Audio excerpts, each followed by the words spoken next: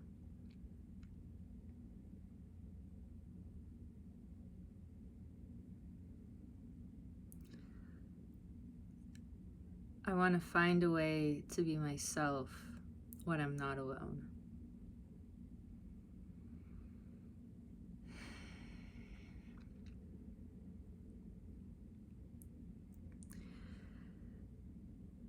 I've spent years exploring who I am when I'm alone. I've read so many self-help books, spiritual books, from which I've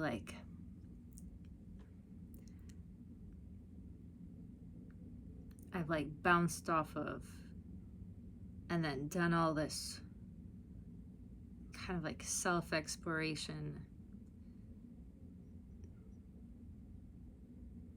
from the ideas I absorb from these books. And I've been doing that for years, of like reading books, or maybe it's watching videos that I use as this framework, like a skeletal structure for my self-development. And it's been really fun, but what I keep running into now is like, I know how to be free in myself when I'm alone. Not entirely, but there's a sense of that quite strongly when I'm alone. And then as soon as I interact with someone else, whether that's in person or even just sending a voice message, even if it's a close friend, I will tense up and I'll get weird. The way I'm being a little weird on this video right now, because I'm imagining someone watching me that's not me, and it makes me weird, and it makes me not be myself. And there's been times where the idea of like, any way that I'm being is myself, that idea has helped me. There's been times, when, to speak more on that, there's a way that I have struggled to just accept that what I'm seeing is myself, instead of being like, I don't like that, that's not me, I must be someone else. And there's a certain way that's still true of like, I'm refusing to see how I really am.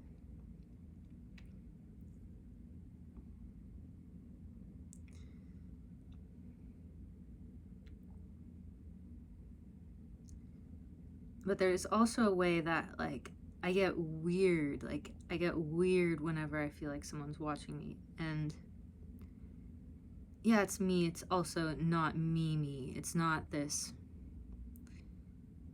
me that's powerful, that's radiant, that's rested, that someone can look at and say, yeah, that's Sophia. And I get glimpses into that Sophia that keep me inspired to keep searching for her.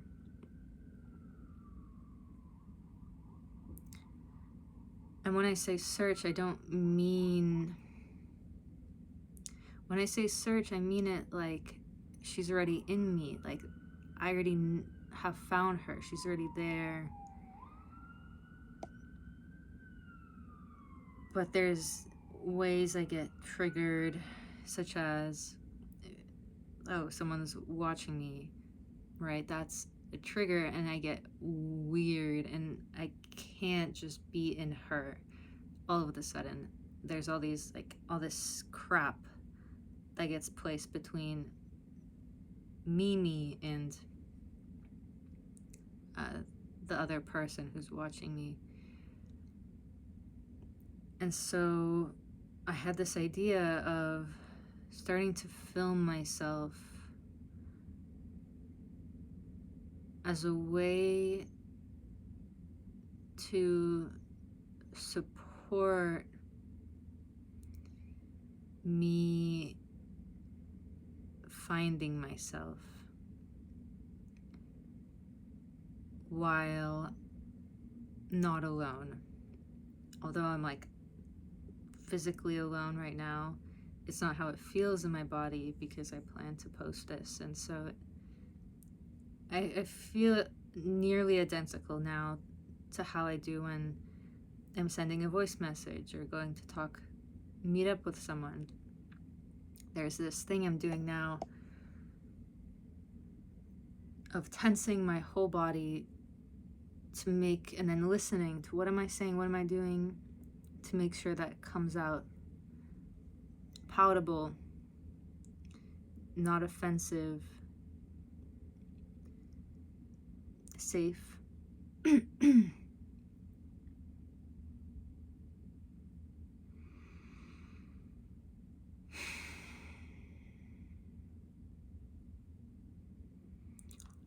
Yeah. And this is me playing it safe right now.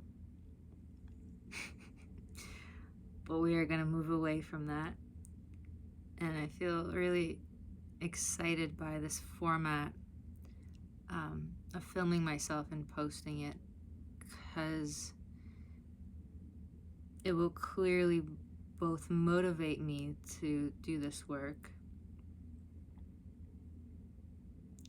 It's a relatively safe, like low risk way to do it. It's not like I'm gonna ruin a friendship by experimenting, not keeping myself in, because I think there's some actual risk with letting free parts of me I've suppressed my whole life. And I feel excited about having a video logs of this journey that I'm currently stepping into.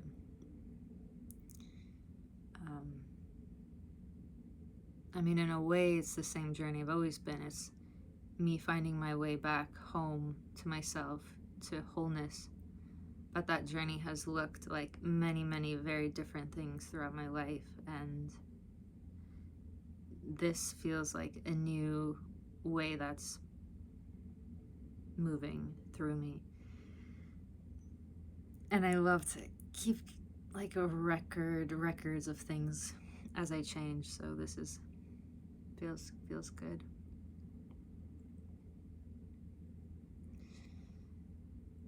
Oh.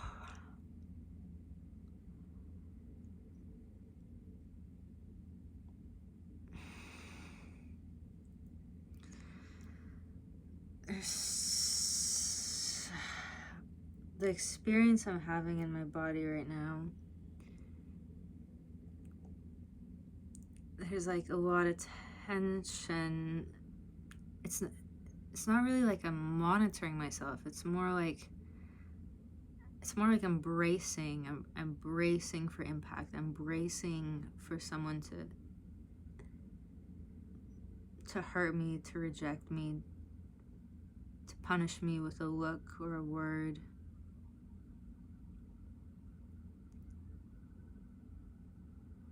So it's almost like I'm not watching myself, I'm watching out. I kind of have my attention. I'm like, I guess, hyper vigilant. But there's no one here, and that's making it clear how my hyper vigilance when I'm with real people is probably a similar kind of like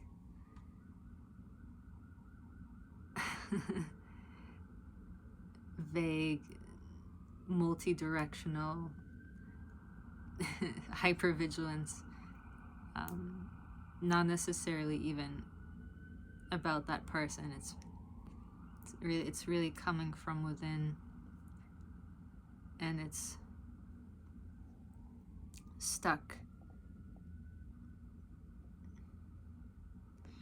There's like a way I am hypervigilant right now. Like I am, as in that is my being. I am being this state of hypervigilance. Doesn't matter if there's anyone to watch or not.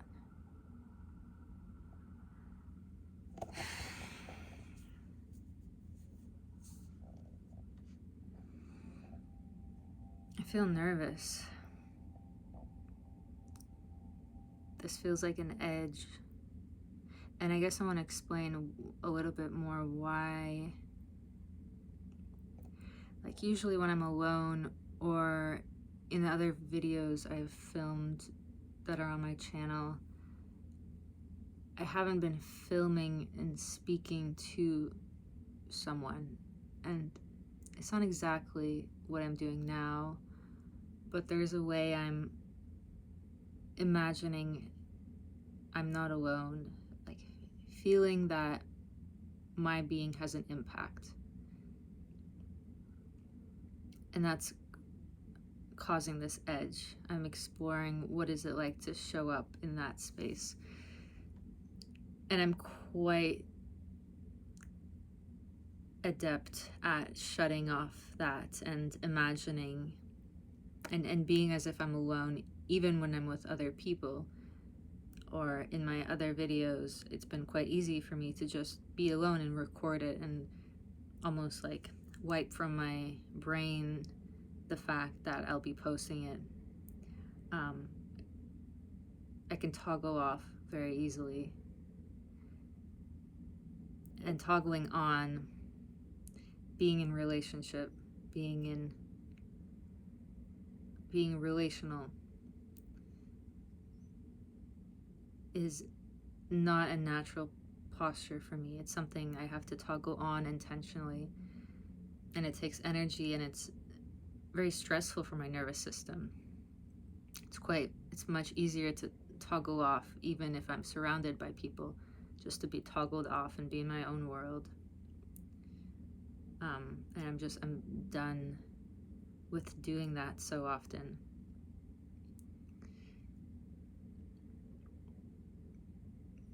I want to play at my edge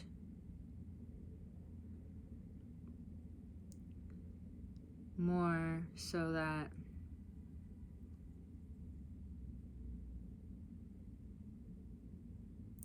I think the end goal is to have better relations with people,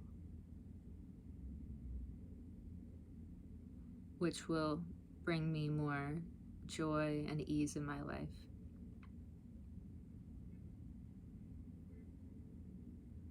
And I want real relations and real joy. And for that, I need to be at my edge and explore it and learn at the edge.